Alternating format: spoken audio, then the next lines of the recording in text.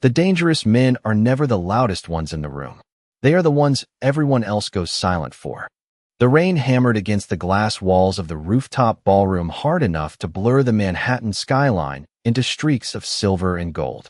From 30 floors above Park Avenue, the city looked unreal, like something trapped underwater.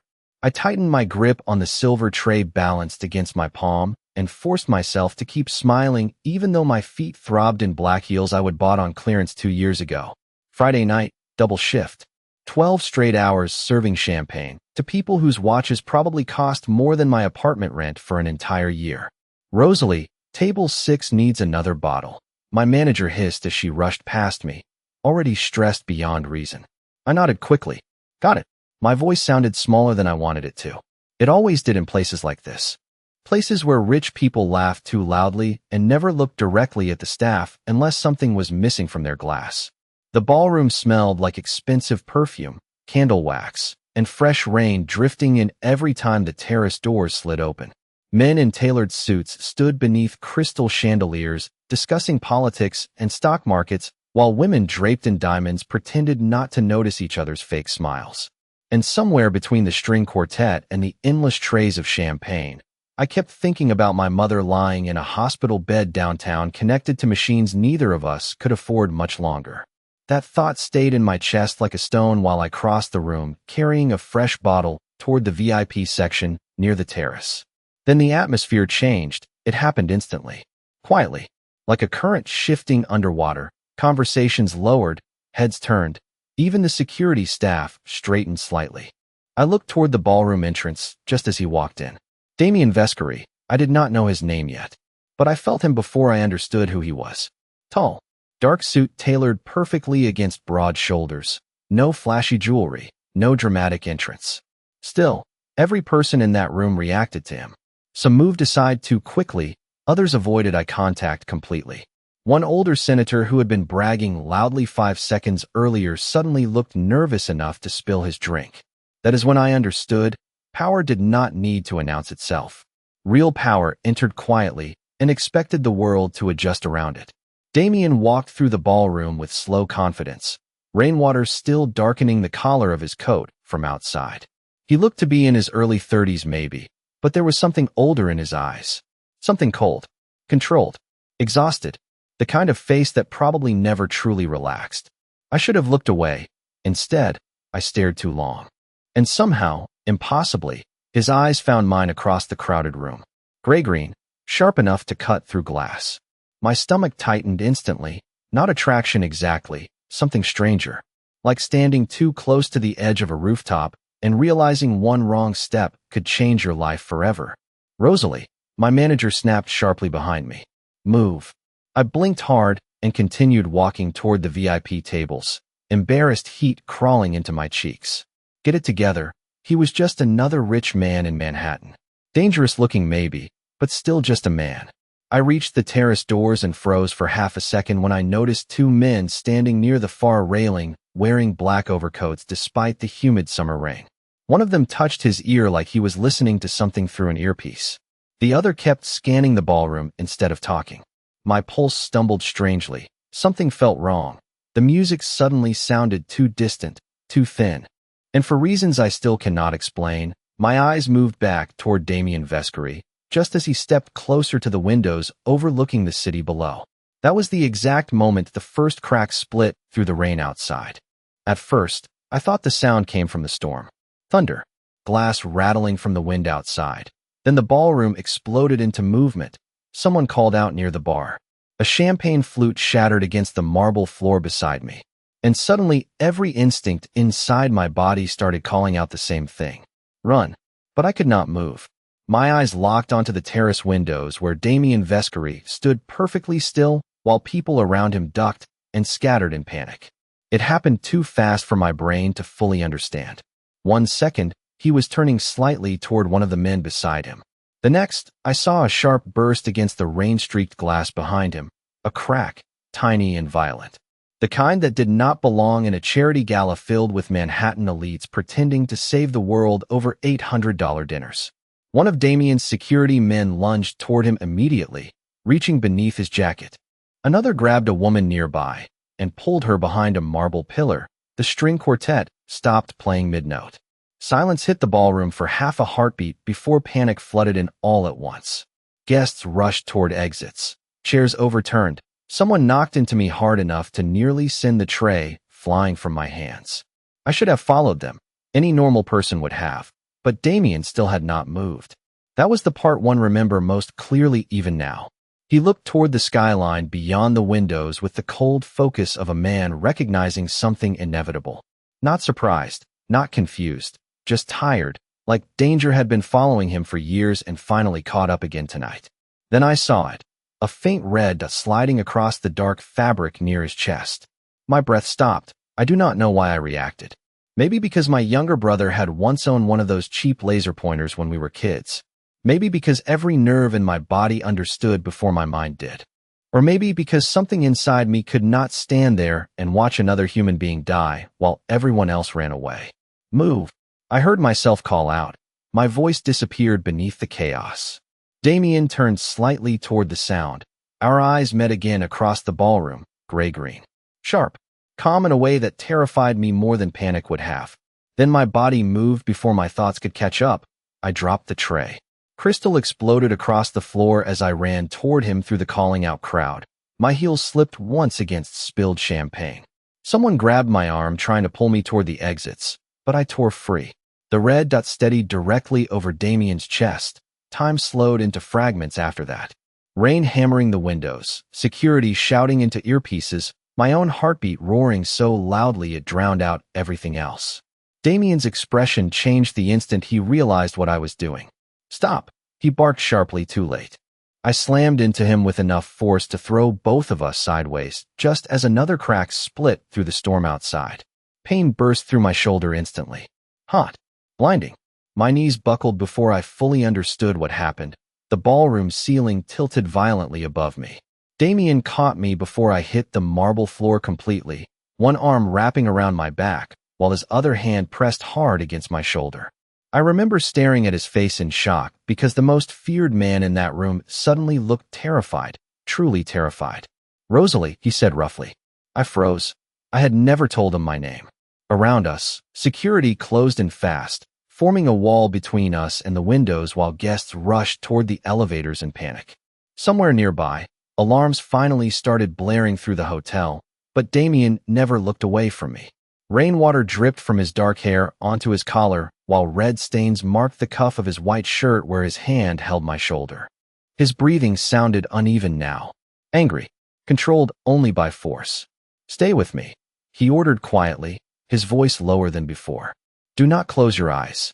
My vision blurred anyway. The ballroom lights smeared into gold and silver streaks overhead. I could barely feel my fingers anymore.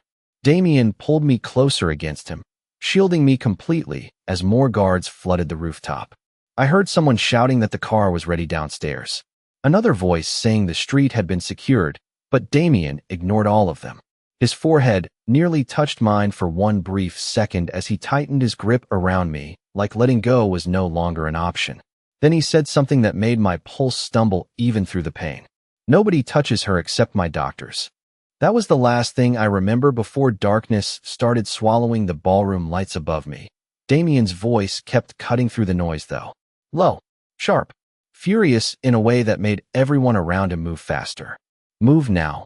Clear the elevators. Get the surgeon ready before we arrive. I felt myself being lifted against a hard chest while cold rain brushed my face again. My head rolled weakly against Damien's shoulder as security surrounded us in a wall of black suits and tense silence. The rooftop chaos faded behind us once the private elevator doors slammed shut. Suddenly, everything became smaller. Quieter. Just polished steel walls, harsh white lights overhead. Damien standing directly in front of me while holding me carefully enough that I almost forgot how dangerous he looked. Almost. My shoulder searched every time the elevator moved. I tried to press my hand against it instinctively, but Damien caught my wrist immediately. Do not touch it, he said. Not cold this time. Desperate. His fingers tightened around mine for half a second before he looked away like he regretted the reaction. One of his men stood near the elevator doors, speaking rapidly into an earpiece. The route is clean, sir. Midtown entrance secured. Damien ignored him completely. His attention stayed fixed on me. It unsettled me more than the pain did. Men like him did not look at waitresses that way, not like they mattered. I forced myself to breathe slowly, even though the metallic smell in the elevator made nausea rise into my throat. I am okay, I whispered weakly. The lie sounded ridiculous the second it left my mouth. Damien stared at me like he could not decide whether to be angry or relieved that I was still conscious enough to speak. No, he said quietly. You are not. The elevator opened directly into an underground parking garage lined with black SUVs and armed security. Rain echoed somewhere beyond the concrete walls while headlights reflected across wet pavement. The moment Damien stepped out carrying me, every man around him straightened instantly. Nobody questioned why their boss had marks on his shirt. Nobody asked who I was, but every pair of eyes landed on me for a fraction too long before looking away again. Fear. Respect. Maybe both. Damien slid into the back seat of the lead SUV beside me instead of handing me off to anyone else. That surprised his men almost as much as it surprised me. One of them hesitated outside the open door. Sir, we should switch vehicles. Drive, Damien said without looking at him. The door shut immediately. The SUV surged into motion seconds later, tires hissing against rain-soaked streets while Manhattan blurred outside the tinted windows in streaks of neon and silver. I tried focusing on the city lights to stay awake. Times Square billboards, steam rising from street grates, yellow taxis cutting through traffic, familiar things, normal things. But every time my eyes started drifting closed, Damien's voice pulled me back again. Rosalie. I looked at him weakly. Stay awake. You remembered my name. I murmured before I could stop myself. Something unreadable flickered across his face. I remember everything. The answer should not have affected me, but it did. Damien removed his suit jacket finally and pressed it carefully against my shoulder to slow the bleeding. The expensive fabric darkened immediately. He did not seem to care. Why did you do it? He asked suddenly. His voice sounded different now, less controlled, like he genuinely needed the answer. I swallowed painfully. I saw the laser. That is not what I asked. Silence stretched between us. I could feel his eyes on me even when I looked away. You do not even know me, he said quietly. I almost laughed at that, because somehow he was wrong. Men like Damien Vescari announced themselves long before they ever spoke. Power. Loneliness. Exhaustion hidden beneath expensive suits and dangerous silence. I had seen it the moment he walked into that ballroom. I knew enough, I whispered. Damien stared at me for a long moment after that. Then his jaw tightened slightly, as though my answer unsettled him more than the attack itself. The SUV turned sharply beneath flashing hospital lights moments later. Private entrance, restricted access, men in suits already waiting outside beneath the storm. Damien stepped out first before reaching back for me again. Strong hands, careful hands. The hospital staff rushed toward us immediately with a gurney, but Damien did not let go right away. His forehead nearly brushed mine as voices echoed around us. Operating room is ready. Vitals dropping slightly. Dr. Levin is on standby. But Damien only looked at me with those cold gray-green eyes that suddenly did not look cold at all. You are not dying tonight, he said softly. Then he handed me over like letting go physically hurt him. And somewhere between the fluorescent lights and the smell of antiseptic, people wait to find out whether their lives are about to break apart forever. I drifted in and out of consciousness beneath those lights while voices moved around me in fragments. Red marks pressure stabilizing. Prep operating room 2. Call Dr. Levin back immediately. Then another voice cut through all the others. Low. Controlled. Dangerous. If anything happens to her, none of you will sleep again. Even half-conscious, I knew that voice instantly. Damien. The next thing I remember clearly was cold air rushing across my skin as nurses rolled my gurney through double doors. Everything blurred overhead in white streaks while pain pulsed through my shoulder with every movement. I tried lifting my head slightly, but exhaustion dragged me back down immediately. One of the nurses noticed. Easy, she whispered gently. You are safe. Safe. Strange word, because nothing about this night felt safe anymore. Not the gala. Not the black SUVs outside. Not the man waiting somewhere beyond those hospital doors while half the city probably feared saying his name out loud. As they wheeled me into the operating room, I caught one last glimpse of Damien standing at the end of the hallway, surrounded by men in dark suits. The doctors moved around him nervously, while security blocked every entrance nearby. But Damien himself stood perfectly still. Rainwater still darkened his shirt collar, red stains marked one cuff. And somehow, even from across the corridor, his eyes found mine immediately. Relief hit his face, so briefly I almost imagined it. Then the doors closed between us. Darkness swallowed everything after that. I woke to the sound of machines, soft beeping. Steady. Rhythmic. My shoulder felt heavy and numb beneath thick bandages, while pain medication wrapped around my thoughts like fog. For several seconds, I could not remember where I was. Then flashes came back all at once. Rain against rooftop glass, the laser sight, Damien's hands catching me before I hit the floor. My eyes opened slowly against the dim hospital lighting, private room, pale walls, expensive equipment, fresh flowers already arranged near the windows overlooking Manhattan. I blinked weakly toward the chair beside my bed and froze. Damien sat there watching me, not asleep, not distracted by his phone, just watching me with the same terrifying focus he had carried inside that ballroom. His dark suit jacket was gone now, white dress shirt rolled slightly at the sleeves, tie loosened. The exhaustion in his face looked sharper beneath the muted hospital lights, but he had not left. Somehow that unsettled me more than anything else tonight. "You are awake," he said quietly. Relief flickered through his expression before disappearing behind control again. My throat felt painfully dry. "How long?" I whispered. "Almost 6 hours." 6 hours. My eyes moved toward the windows instinctively. Dawn had started bleeding pale gold across the Manhattan skyline outside. "You stayed here?" The question escaped before I could stop it. Damien leaned back slightly in the chair without breaking eye contact. Obviously, like there had never been another option. The machine beside me beeped faster suddenly. Damien noticed immediately. "Relax," he said softly. Strange coming from a man who looked capable of terrifying entire cities. "The doctors said you need rest." I stared at him weakly, trying to understand why someone like Damien Vescari was still sitting beside a waitress he met less than 12 hours ago. "Why?" I asked finally, his jaw tightened slightly. "Because you took a danger meant for me." The room fell quiet after that except for the steady rain still tapping softly against the hospital windows. Damien looked different here, less untouchable somehow. The expensive suit and dangerous reputation still clung to him like shadows, but exhaustion had cracked something open around the edges. Human. Tired. Lonely. My gaze drifted toward his hands resting loosely together. Faint bruising darkened one knuckle like he had punched something recently. "Did they find who did it?" I asked carefully. Damien's eyes darkened instantly, cold again. "Not yet." 2 simple words, but something dangerous moved beneath them. I swallowed slowly. "I should call my mother." Damien reached toward the bedside table immediately and lifted my phone before placing it gently into my hand. "Charged already?" Of course it was. "She knows you are here," he said.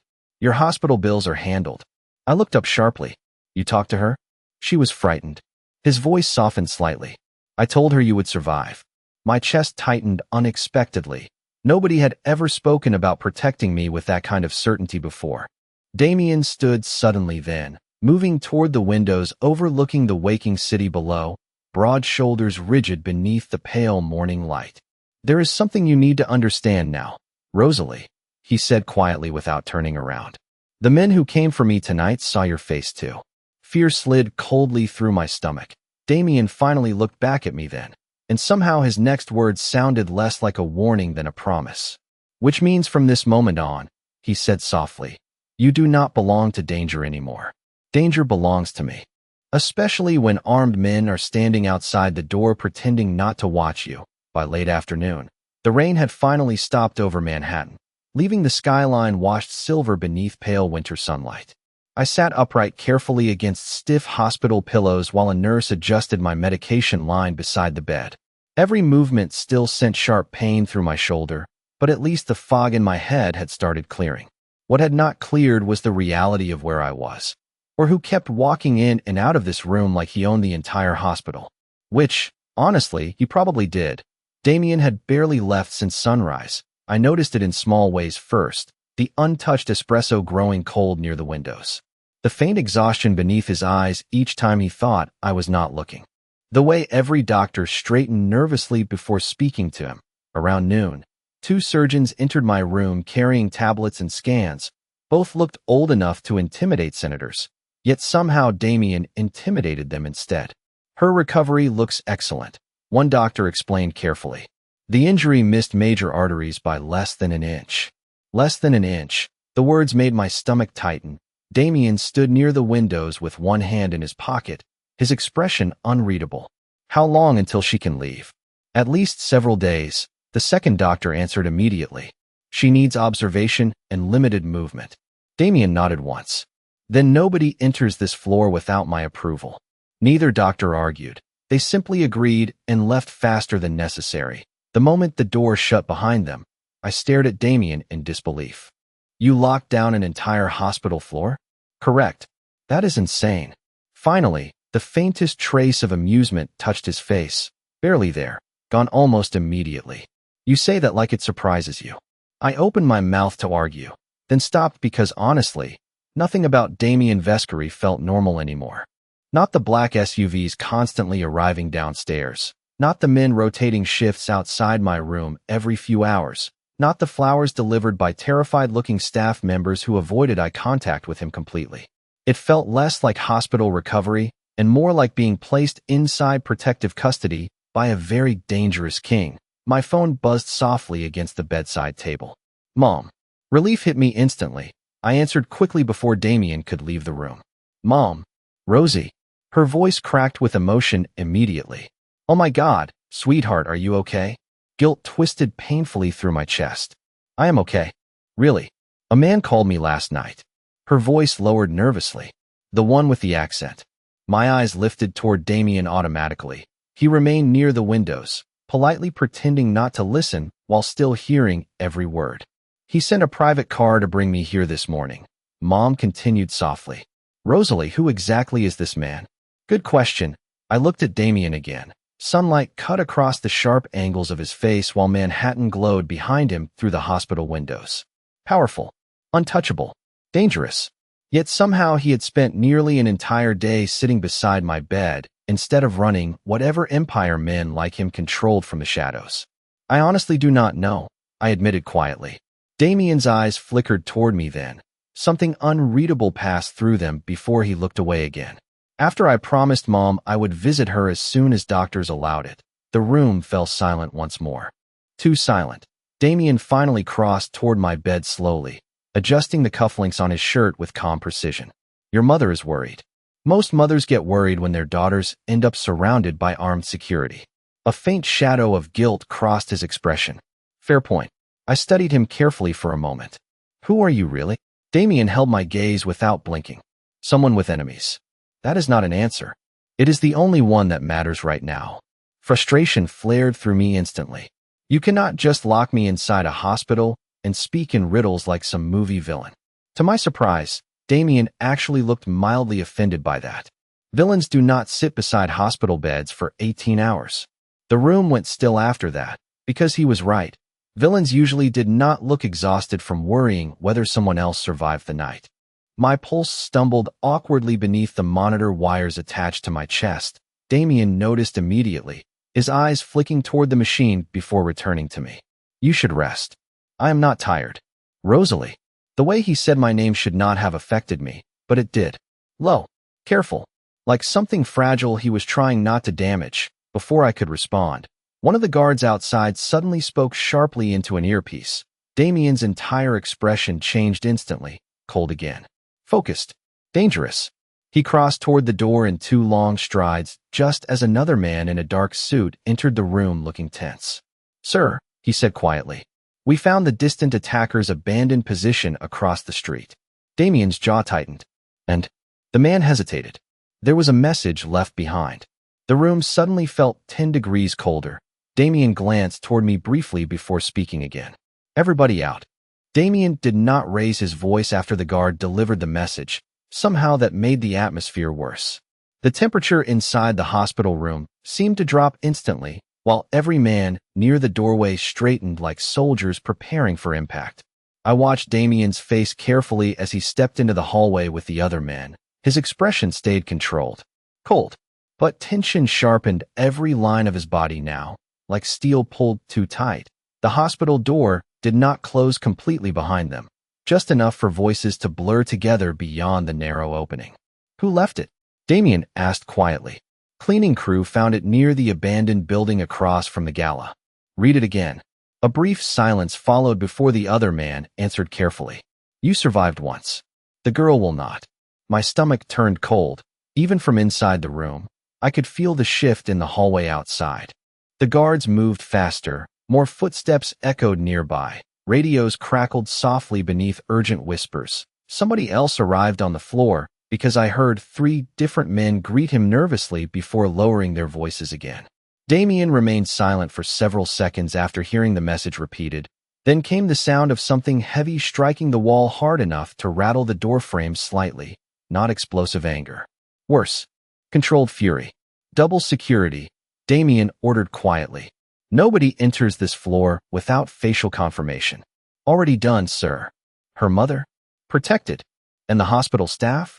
Background checks are running now.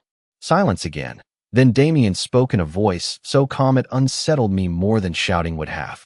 Find out who knew my location before the gala ended. One of the men hesitated.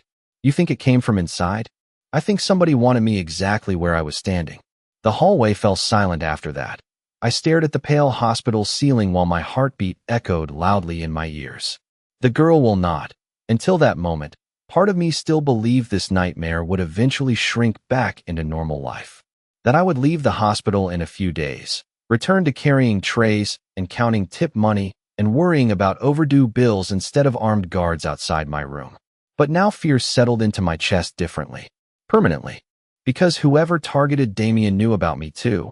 The door opened again a moment later. Damien stepped back inside alone. His knuckles looked slightly red now beneath the crisp cuff of his shirt. He noticed me watching his hand immediately and slid both hands into his pockets before crossing toward the windows. You heard. Not a question, I nodded slowly. Someone wants me gone because I saved you. Damien's jaw tightened. Someone wants leverage. That does not make me feel better. A faint shadow crossed his face then. Regret maybe. He looked toward the skyline instead of answering immediately. Manhattan glowed gold outside the hospital windows now as sunset began bleeding across the city. Beautiful. Normal. Meanwhile, my entire life had turned into something out of a crime documentary in less than 24 hours. This was not supposed to touch you, Damien said finally. His voice sounded rougher than before. Then why does it feel like everyone around you expects danger all the time? He looked at me then, directly. Because they do. No hesitation, no denial, truth. I should have been terrified of him. Maybe part of me already was, but another part remembered the way his hands shook slightly while holding me in that ballroom. The way he stayed beside my hospital bed for hours without sleeping. Monsters were not supposed to look at people like that. A nurse entered quietly a few minutes later carrying fresh medication. The poor woman barely met Damien's eyes while checking my monitors. Her hands trembled slightly each time he moved. Pain level, she asked me softly. Better. You should try to eat something tonight. I nodded politely, even though nausea twisted through me every time I thought too hard about what happened. The nurse adjusted my blanket before hurrying toward the door. Then she paused awkwardly beside Damien. Sir. He glanced toward her. Yes. She swallowed visibly. You should probably rest too. To my shock, Damien almost smiled. Small. Tired. Human. Not tonight. The nurse disappeared quickly after that. Leaving silence behind once more, I looked toward Damien across the dim hospital room. You really are not leaving, are you? No, why? This time he answered immediately. Because somebody already tried to take you from me once. The words settled into the room heavily. My pulse stumbled hard enough for the heart monitor to react again. Damien noticed instantly. He always noticed. His expression softened almost imperceptibly as he stepped closer to the bed. Relax, Rosalie. Easy for him to say. He was not the one hearing possessive promises from the most feared man in New York while armed guards protected the hallway outside. Damien stopped beside my bed then, close enough that I could smell rain and expensive cologne lingering faintly on his shirt. Get some sleep, he said quietly. I will still be here when you wake up. I should not have believed him so easily. But exhaustion finally dragged at my body again, while the steady sound of his voice wrapped strangely around the fear still clawing inside my chest. And just before sleep pulled me under completely, I realized something that frightened me almost as much as the attack itself. For the first time since the attack, I felt safer when Damien Vescari was near me than when he was not. By the third day, nurses spoke softer on this floor, doctors knocked before entering even when they outranked half the city medically. And every few hours, another man in a black suit rotated positions outside my door while pretending not to watch me. I started noticing patterns because there was nothing else to do. One guard drank black coffee constantly and checked his watch every 4 minutes. Another had a scar near his jaw and called Damien Sir with military precision. None of them smiled much, but every single one looked at me differently now. Not like hospital staff, not even like a witness, more like something fragile their boss had decided belonged under his protection. That thought should have disturbed me more than it did. Morning sunlight stretched pale across the hospital sheets while I sat carefully near the windows trying to ignore the ache in my shoulder. Manhattan moved below me in endless motion, yellow taxis, steam rising from rooftops, people hurrying toward jobs and coffee shops, and ordinary lives untouched by distant attacker attacks and private security details. Somewhere down there, the old version of me still existed, the waitress worrying about rent and overdue medical bills. She already felt impossibly far away. The hospital room door opened quietly behind me. "You should not be standing alone yet." Damien's voice carried across the room, low and calm. I turned slowly. He looked different today, still dangerous, still perfectly composed, but slightly less severe without the dark overcoat he usually wore, just charcoal slacks and a fitted black dress shirt with the sleeves rolled neatly to his forearms. Expensive watch, sharp jawline shadowed with exhaustion. A man built from control and sleepless nights. "The doctor said walking helps recovery," I answered softly. Damien crossed toward me slowly, eyes scanning the bandage near my shoulder automatically, like he could not stop checking whether I was still hurt. "Walking," he said, "not standing near windows." I blinked. "You think somebody is going to shoot through bulletproof hospital glass?" "I think I do not underestimate desperate men anymore." The answer came instantly, no hesitation. My chest tightened unexpectedly. Damien stepped beside me near the windows overlooking the city. Up close, I noticed faint shadows beneath his eyes again. "Have you slept at all?" I asked quietly. He glanced at me briefly. "Enough. Lie." Even I could hear it. Before I could push further, another voice interrupted from the doorway. "Sir." One of Damien's men entered carrying a tablet, taller than the others, silver streaks near his temples, calm eyes that missed nothing. He stopped the second he noticed me standing beside the windows. "Miss Mercer." Unlike the others, his voice held warmth instead of fear. "You are looking better." "Barely," I admitted. A faint smile touched his mouth. "Still impressive considering you terrified half the hospital staff 2 nights ago." Confusion crossed my face instantly. "What?" The man looked toward Damien carefully like he was deciding whether to continue. Damien sighed softly. "Marco." "She deserves honesty." Marco turned back toward me then. "Your heart stopped briefly after surgery." The room tilted slightly beneath me. "What?" 11 seconds, Marco said gently. "The doctors corrected it immediately." I stared at him speechless. 11 seconds. "Gone." Damien looked away toward the skyline, jaw tightening hard enough for muscle to flicker beneath his skin. "The surgeon almost quit medicine afterward," Marco added dryly. "Why?" Marco blinked once. "Because Damien warned the hospital if they lost you." Silence crashed through the room instantly. My eyes snapped toward Damien in disbelief. "You threatened a surgeon?" "Technically," Marco corrected politely, "several surgeons." "Marco." Damien's voice sharpened slightly. Marco lifted both hands in surrender before stepping back toward the hallway. "The car is ready downstairs whenever you are." Damien nodded once. The door closed again, leaving silence behind. I stared at Damien beside the windows while my heartbeat climbed unevenly beneath the monitor attached to my finger. "You stayed the entire time?" He did not answer immediately. "Yes." "Why?" My voice came out smaller than I intended. Damien finally looked at me then. Really looked at me. Something raw flickered beneath his control for the briefest moment before disappearing again. "Because I could not lose the person who saved my life." The honesty in his voice hit harder than I expected. No manipulation, no performance, just exhaustion and truth wrapped together beneath those gray-green eyes. I looked away first because suddenly breathing felt difficult. Damien moved closer then, careful and steady, stopping only when he stood directly in front of me. Rosalie. The way he said my name always sounded dangerous somehow, not threatening. Worse, personal. His fingers lifted slowly toward my injured shoulder before stopping inches away, like he remembered too late that touching me might hurt. You should sit before you get dizzy again. How did you know I was dizzy? A faint shadow of amusement crossed his face. Because you sway slightly to the left when you are trying to hide pain. I froze. Nobody had ever paid enough attention to notice something like that before. Damien noticed my expression immediately too. His own softened almost imperceptibly. Then quietly, carefully, like the confession surprised even him, he said, I notice everything about you now. By the time I could sit without help, Damien treated my room like a command center. There were guards at the elevator, guards near the nurse's station, and another man outside my door because the room stayed tense. He called it caution. I called it being watched, while my normal routine moved farther away. The argument started after I found a list of approved visitors beside my bed. My mother was on it, as Damien watched the doorway without blinking. My coworkers were not, because clear thinking would help me survive.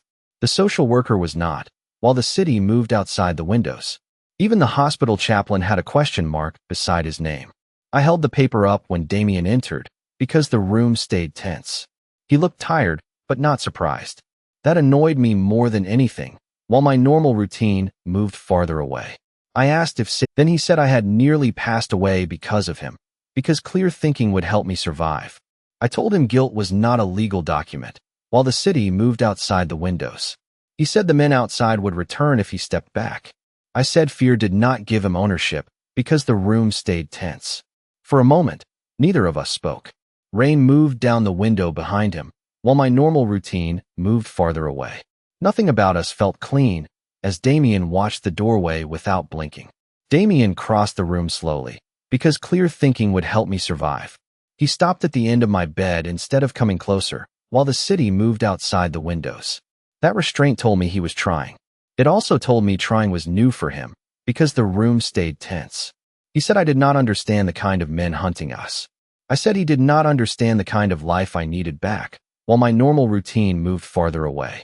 A small apartment. My mother's safe, as Damien watched the doorway without blinking.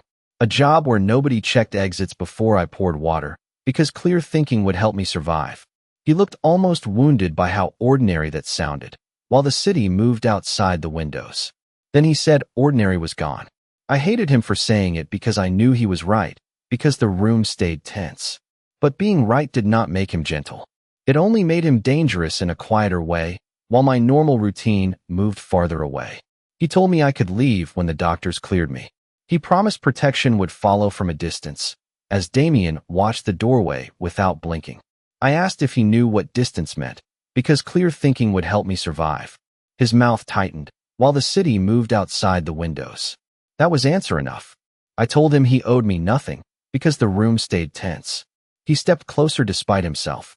Then he said I had already given him my life, while my normal routine moved farther away.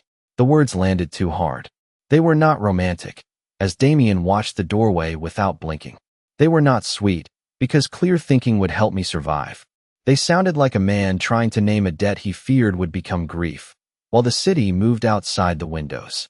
I told him I still owned the rest of my life. His eyes dropped to my bandaged shoulder, because the room stayed tense. For once, Damien Vescari had no immediate answer. That silence mattered, while my normal routine moved farther away.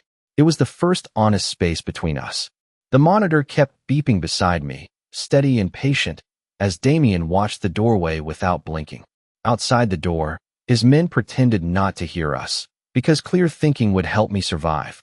Every small sound in the room felt sharper than it should, while the city moved outside the windows. I could see control fighting concern across his face. He was used to command, not negotiation, and I needed him to hear me clearly. I was used to surviving, not being guarded. Those two instincts kept striking each other, while my normal routine moved farther away. Neither of us knew how to soften first. The monitor kept beeping beside me, steady and patient, as Damien watched the doorway without blinking. Outside the door, his men pretended not to hear us, because clear thinking would help me survive. Every small sound in the room felt sharper than it should, while the city moved outside the windows. I could see control fighting concern across his face. He was used to command, not negotiation, because the room stayed tense. The file arrived that evening in Marco's hands. It was thin, gray, and sealed with a red mark I did not recognize, while my normal routine moved farther away. Damien looked at it like it carried a body inside. Marco said the archives had confirmed my father's name, as Damien watched the doorway without blinking. My father had been gone for 8 years, because clear thinking would help me survive. Hearing him mentioned in that room made my skin go cold, while the city moved outside the windows. Damien opened the file only after I told him to stop protecting me from facts. The first page was an old police intake form, because the room stayed tense. The second was a hospital transfer record. The third was a photograph, while my normal routine moved farther away. My father stood beside a younger man covered in smoke and red marks. The man had Damien's eyes, as Damien watched the doorway without blinking. Not similar eyes, because clear thinking would help me survive. The same hard gray-green stare, while the city moved outside the windows. Damien said it was his father. 20 years earlier, a car sabotage had missed its real target because the room stayed tense. His father had survived because mine pulled him from the wreck. My father was a night shift mechanic then, while my normal routine moved farther away. He had no reason to involve himself. He did it anyway, as Damien watched the doorway without blinking. The Vescari family buried his name to keep him alive, because clear thinking would help me survive. They moved money through fake charities when my mother got sick, while the city moved outside the windows. They watched from far enough away that we never knew. I stared at the papers until the words blurred, because the room stayed tense. My father had carried a secret into the grave.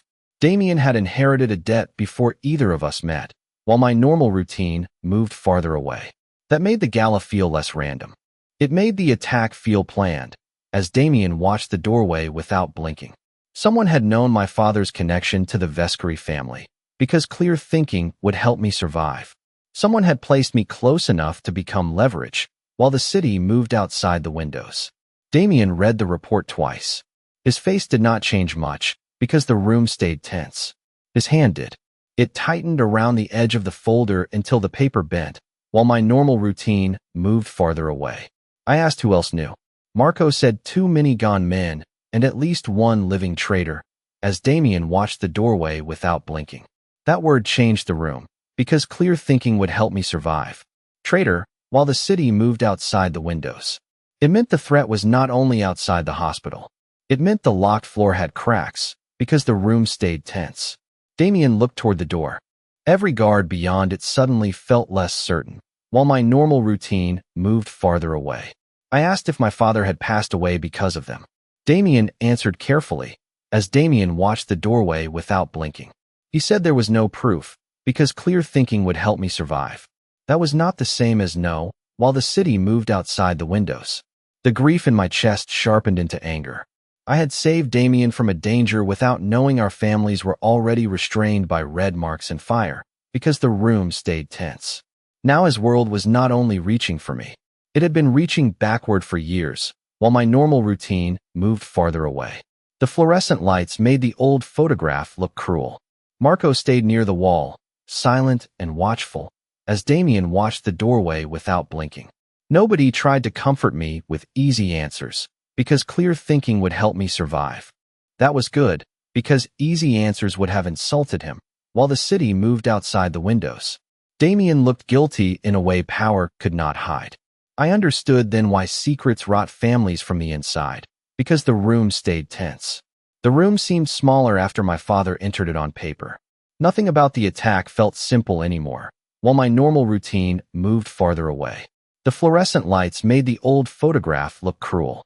Marco stayed near the wall, silent and watchful, as Damien watched the doorway without blinking. Nobody tried to comfort me with easy answers, because clear thinking would help me survive. That was good, because easy answers would have insulted him, while the city moved outside the windows. Damien looked guilty in a way power could not hide. I understood then why secrets rot families from the inside, because the room stayed tense. The room seemed smaller after my father entered it on paper.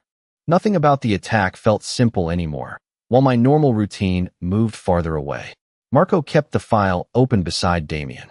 After the file, Damien's protection became constant around my room and my schedule. It did not feel dramatic at first, as Damien watched the doorway without blinking. It felt like small decisions being taken from me, because clear thinking would help me survive. A guard walked 5 steps behind me during physical therapy, while the city moved outside the windows. Another checked the hallway before I used the bathroom.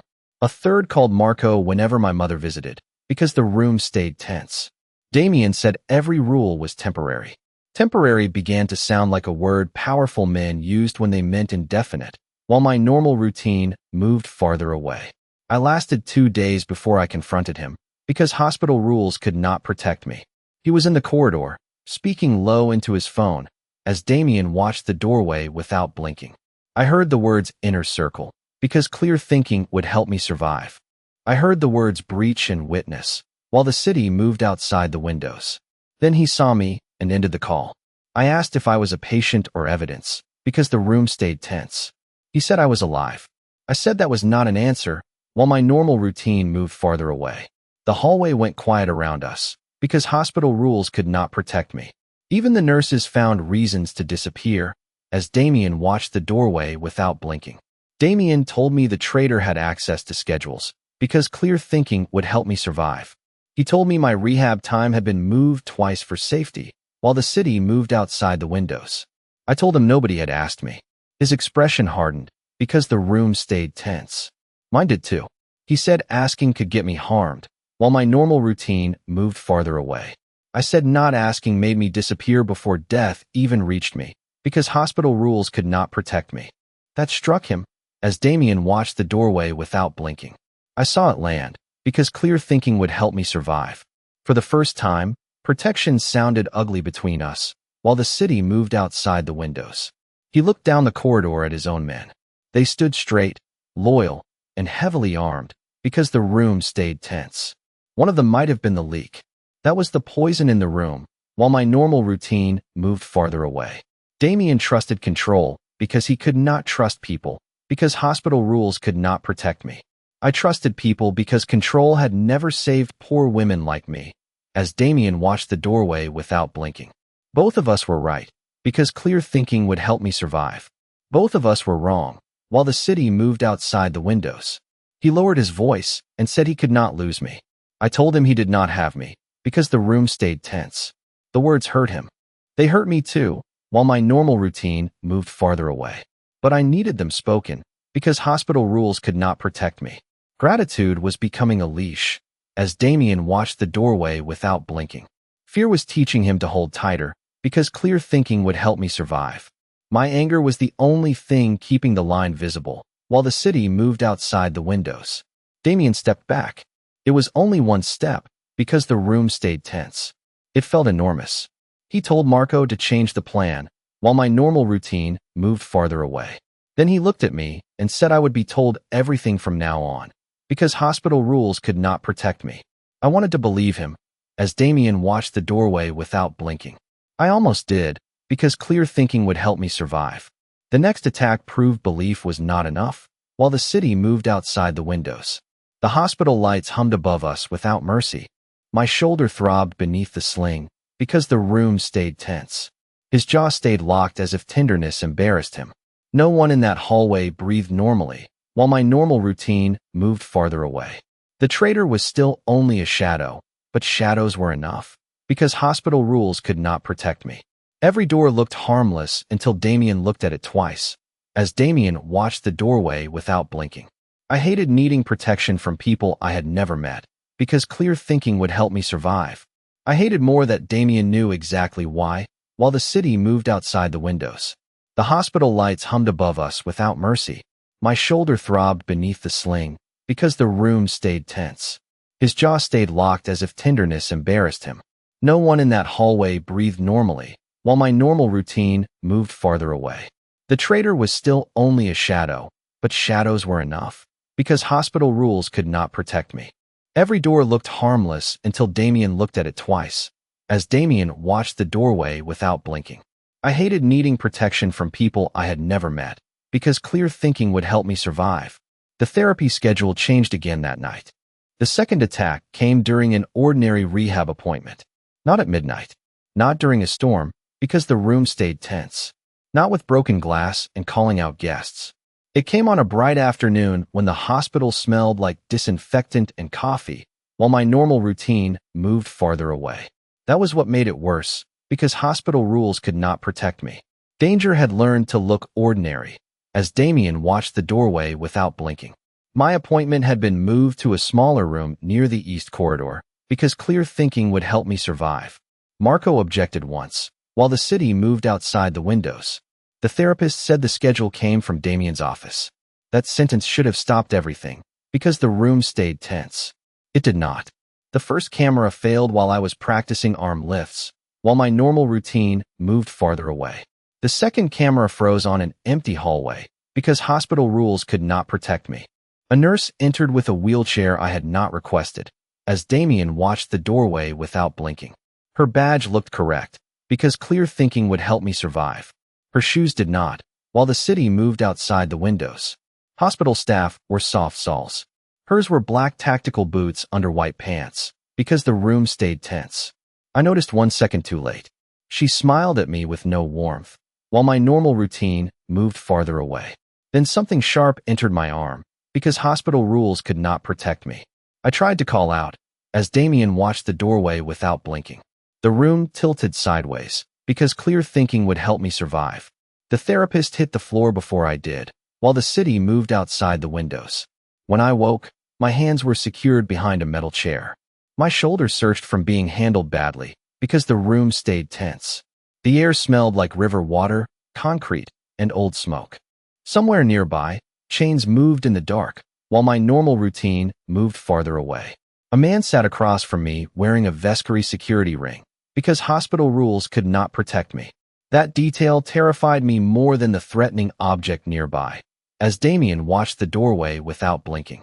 He said Damien had grown careless, because clear thinking would help me survive. He said powerful men always did when they found a weakness, while the city moved outside the windows. I told him I was not a weakness. He smiled and said that was exactly what weakness sounded like, because the room stayed tense. A phone rang on the table between us. He let it ring 3 times before answering, while my normal routine moved farther away. Then he put it on speaker, because hospital rules could not protect me. Damien's voice came through calm enough to freeze the room, as Damien watched the doorway without blinking. He asked if I was alive, because clear thinking would help me survive. The man told him to come alone, while the city moved outside the windows. Damien did not threaten him. He did not call out, because the room stayed tense. He only asked to hear my voice. I said his name once, while my normal routine moved farther away. That was all I could manage, because hospital rules could not protect me. The silence after it felt worse than calling out, as Damien watched the doorway without blinking. The traitor leaned closer and said the king finally understood the board, because clear thinking would help me survive. I looked at the ring on his hand, while the city moved outside the windows. Then I understood something else. The board had been inside Damien's house all along, because the room stayed tense. Water dripped somewhere beyond the wall. My pulse kept time with it, while my normal routine moved farther away. The ropes cut into my wrists when I moved, because hospital rules could not protect me. I forced myself to remember every face, as Damien watched the doorway without blinking.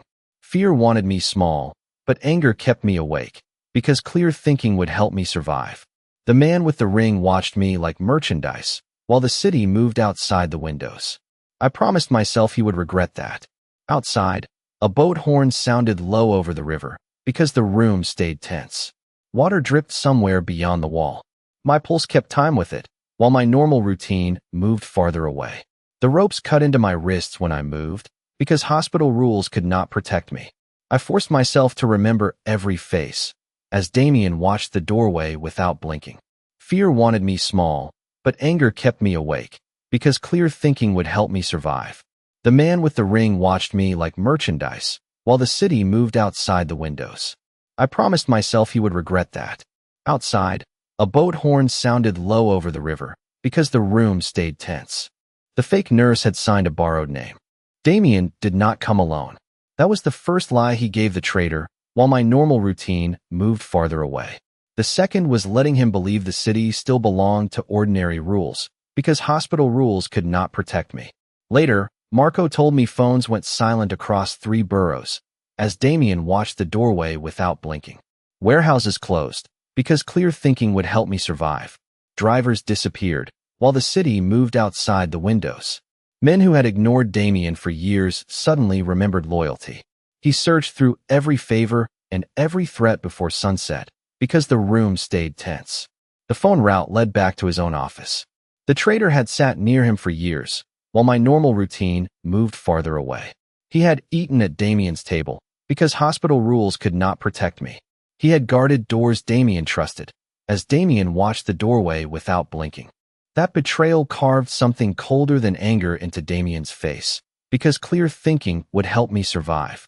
When the warehouse door broke open, I heard chaos first, while the city moved outside the windows. Then boots.